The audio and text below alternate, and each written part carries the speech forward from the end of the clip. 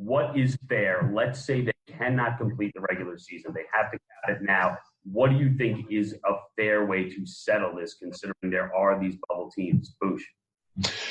Well, I think you just got to go to the lowest number possible of games played, and I think that's 68 games, and backtrack everybody to 68 games, and just go from there. And the records that you had at 68, the top 8 make it, and you go from there and try and see if you can get a best-of-7 series in each round at that point. To me, that would be the fairest. I'm not saying every team would like it, but it would give you the closest that you could possibly have to a normal postseason. Just the other way you do it, maybe adding teams, that are in the lower wild card, 4 or 5 teams additionally. To me, I don't know how much time you're going to have. And I don't know if that's something that, seeing that we don't know how much time we have, where the venues would be, if that would be possible. I think if you just went back to 68 games, it's unfortunate for the teams that played 71 and didn't get in. But to me, that would be the best way to do it, in my opinion. It's tough, Liam, to really – There's arguments to be made here, both sides. There is, and it's tough to make a fair ruling for everybody involved, to be quite honest with you. It's an unfair situation. The other option would be to go to points percentage, counting every game that's been played. The top 8 teams in each conference with the highest points percentage get in. There'd be some arguments there as well, but I don't really know what their answer is. I do like some of the creativity that's going out there but right before the season was put on pause, there were some great races in both conferences. The New York Rangers are a team that come to mind. The Islanders were sitting on the outside looking in. Western Conference, take your pick. There was 3 or 4 teams there that were gearing up for a pretty significant 3 weeks to end the final regular season, regular games. But I don't know what the right answer is. I would lean to more points percentage. That way every game had mattered throughout the regular season. Yeah, because if you're one of those teams that won a game, after game 68, you look at Columbus Blue Jackets, you mentioned the New York Islanders. The Blue Jackets sit there and they're above the Islanders, but they won their last game. They played more games than the Islanders, but they won their last game. It's hard to know that they played the game, we watched the game, and then to say the game just didn't happen. It's hard. It's difficult to know what's fair at this point, but we're in a situation that is totally unforeseen, something you can't prepare for, and the guys are just trying to make their way through it and figure it out. We're still waiting to see if and when they are actually going to play any games, let alone playoff games. But he also, Gary Bettman, referenced some of the stuff that's out there in the media about possibilities for the postseason, possibilities for the playoffs. And what's happening, and you see reports out there that the NBA possibly tinkering or thinking about a centralized postseason, playing a bunch of games in Vegas perhaps, Premier League in England, considering a similar situation. I know Scott Burnside of The Athletic wrote all about it. What do you two think of the idea of centralized playoffs, of putting a group of teams in one area? As former players, this whole situation is one giant adjustment. That would just be one other adjustment, do you think, Sharpie? Yeah, as long as the NBC broadcasters covering the game get to go to Arizona or Florida or Las Vegas, wherever we're putting these games, because we need to be a part of it as well. I don't know. I think it's a cool idea. I love the creativity. Again, I think back to the times I went to the World Championships of hockey in April and May, and every team is playing out of 2 cities. There's 16 countries involved.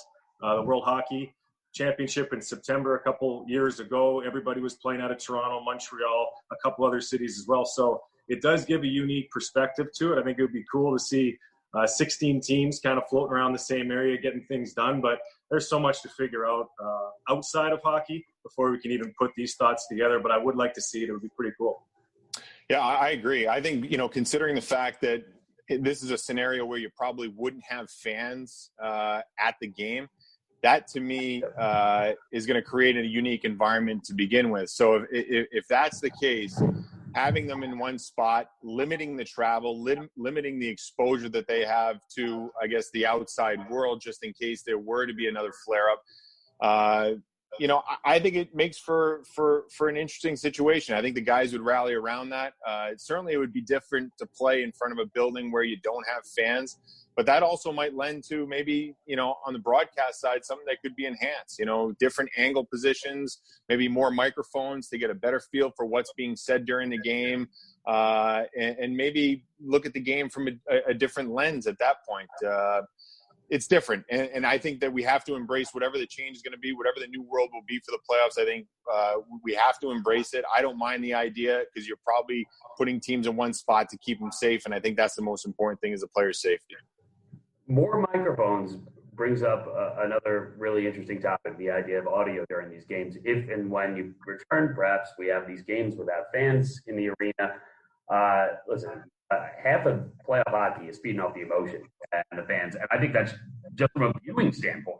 You know something big is happening when you flip the game on and the fans are going absolutely crazy.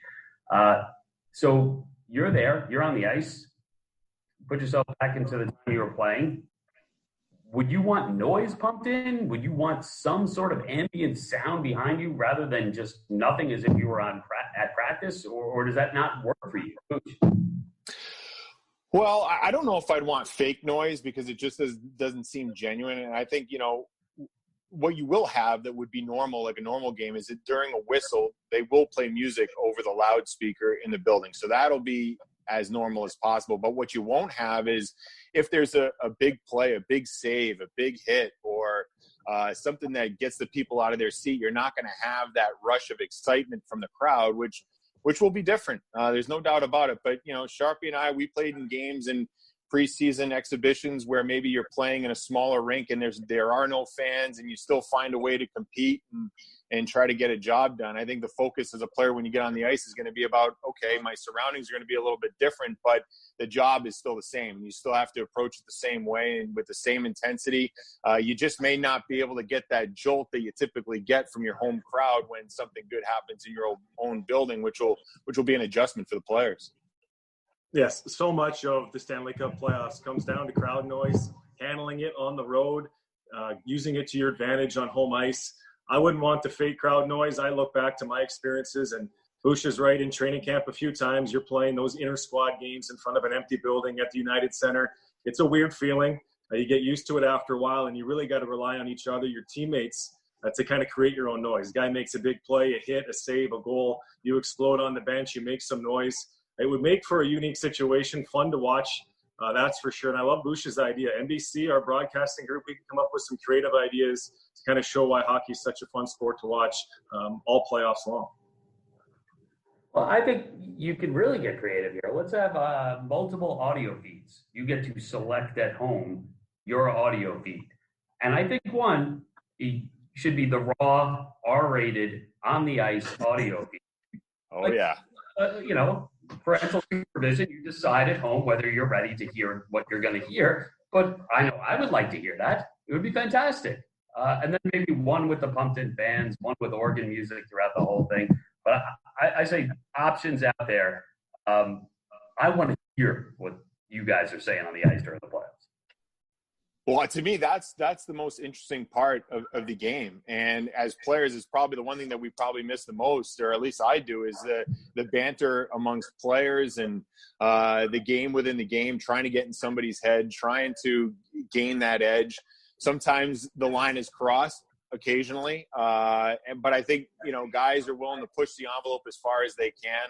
It'd be great to get some, multiple mics on players, perhaps, you know what I mean, and see if you can get some footage that way in a playoff game. Just find different ways to sell the game, sell the product, knowing that it's an unusual circumstance. But we're, trying our very best to bring the game to the fans who are sitting at home, who've gone through a tough time, and maybe bring some excitement to them, seeing that they can't be in the building. I think it'd be a real unique experience. It would be cool to watch. It would be cool to take part in. That's for sure. But let's not forget what makes hockey such an awesome sport to be a part of. It's being at the game live. It's the crowd noise. It's the momentum swings. And that has to do with all the fans that are in the building. So although these ideas are awesome, they're creative, they're fun, I hope something happens and we do get to award the Stanley Cup this year. I just hope we do it in front of a full building.